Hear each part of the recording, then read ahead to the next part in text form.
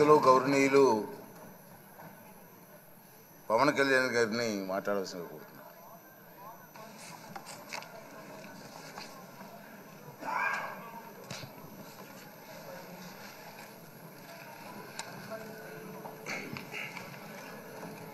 పదహారవ శాసనసభకి ఏకగ్రీవంగా ఎన్నికైన సభాపతి శ్రీ చింతకాల అయ్యన్ పాత్రుడు గారికి హృదయపూర్వక నమస్కారాలు, మీ శుభాకాంక్షలు.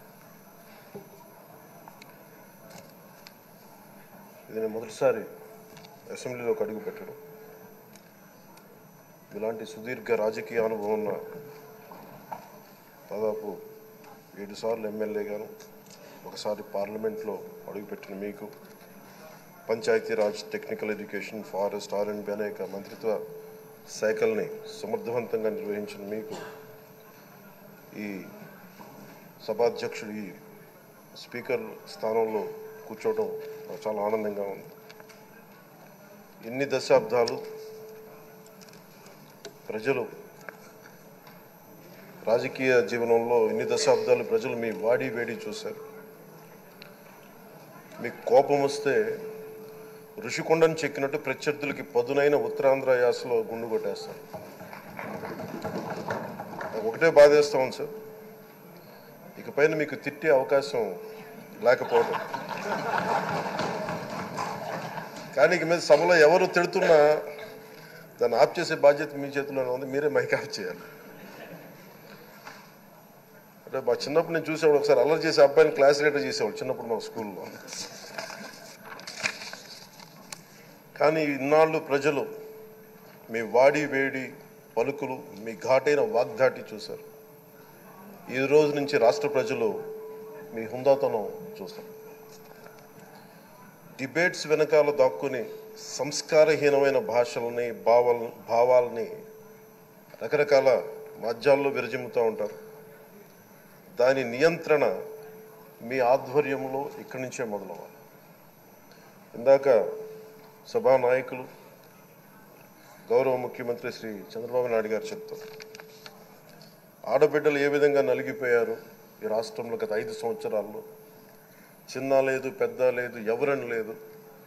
ఎవరన్నా సరే ఒక మాట మాట్లాడితే వాళ్ళని వ్యక్తిగతంగా దూషణ, సోషల్ మీడియాలో వాళ్ళని క్యారెక్టర్ అసాసినేట్ చేయటం, వాళ్ళు పెద్ద నాయకులు కావచ్చు, కార్యకర్తలు కావచ్చు, లేదా వాళ్ళకి ఎదురు తిరిగి ఒక ఒపీనియన్ చెప్పి ఎవరైనా సగటు మనిషి కూడా కావచ్చు, అది ఇక్కడితో ఈ రోజు నుంచి ఆగిపోవాలి అధ్యక్ష. అది మీ ఆధ్వర్యంలోనే మొదలవ్వాలి. గత ప్రభుత్వం తాలూకు సభ జరిగిన విధానం చూస్తే ఈ వ్యక్తిగత దూషణ ఇవన్నీ చాలా ఇబ్బంది పెట్టే ప్రజలు. ఈ రోజున వాళ్ళకి 11 సీట్లకు పరిమితం అయ్యారు, ఈరోజు లేరు, ధైర్యం లేదు వాళ్ళకి. విజయాన్ని తీసుకోగలిగారు కానీ ఓటమి కూడా ధైర్యంగా కూర్చుకునే వాళ్ళకి స్థాయి లేదు, వాళ్ళకి పారిపోయారు ఇక్కడి నుంచి. భావంలో ఉండే తీవ్రత భాషలో ఉండాల్సిన అవసరం లేదు. భాష మనుషుల్ని కలపడానికి కానీ విడగొట్టడానికి కాదు.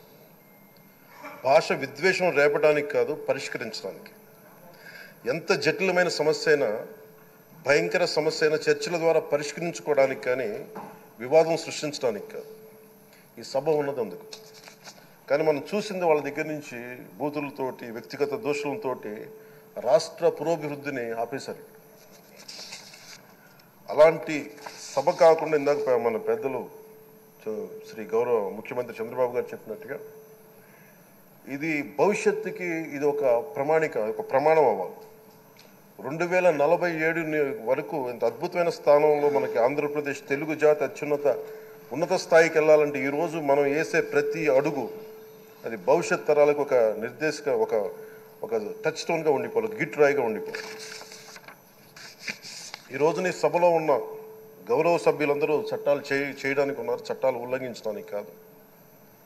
విభేదించడం అంటే ద్వేషించడం కాదు, వాదించడం అంటే కొట్టుకోవడం కాదు.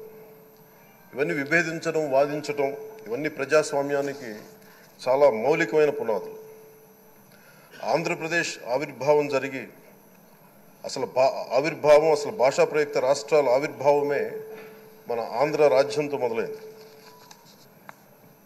అమరజీవి పొట్టి శ్రీరాములు గారి బలిదానం మీద మన రాష్ట్రం పుట్టింది. 56 రోజులు తిండి తిప్పలు తినకుండా నరకం అనుభవిస్తూ ఆయన బలైపోయారు. ఆయన మరణానికి చేరువవుతూ ఆమరణ నిరాహార దీక్ష చేసిన ప్రతిరోజు మనకి దాదాపు ఈ సుదీర్ఘమైన 6 దశాబ్దాల కాలం, 1.5 సంవత్సర కాలం అంటే ఆయన ప్రతిరోజు చావుకి చేరువవుతూ భోజనం లేకుండా ఆయన గడిపిన ప్రతిరోజు మనకి 1.5 సంవత్సర కాలం. అలాంటి నేపథ్యంలో అలాంటి మహోన్నతుడు శ్రీ పొట్టి శ్రీరాములు గారి త్యాగాన్ని కనుక మనం ఈ సభలో ప్రజా సంక్షేమం కోసం మాత్రమే చర్చలు జరగాలి, వాదోపవాదాలు హద్దులు దాటకుండా ఉండాలి, వ్యక్తిగత దూషణకి తావివ్వకుండా ఉండాలి. అలా కాకుండా గత ప్రభుత్వం లాగా ఈ సభని తిట్లకి, బూతులకి, కొట్లాటికి వాడితే ప్రతి నిమిషం పొట్టి శ్రీరాములు గారి బలిదానాన్ని అవమానం చేసినట్టే. ఒక గొప్పవాడు, ఒక మహానుభావుడు బతికినప్పుడు మాత్రమే కాదు, చనిపోయిన తర్వాత కూడా కొన్ని తరాలు ఉపయోగపడతారని నిరూపిస్తారు.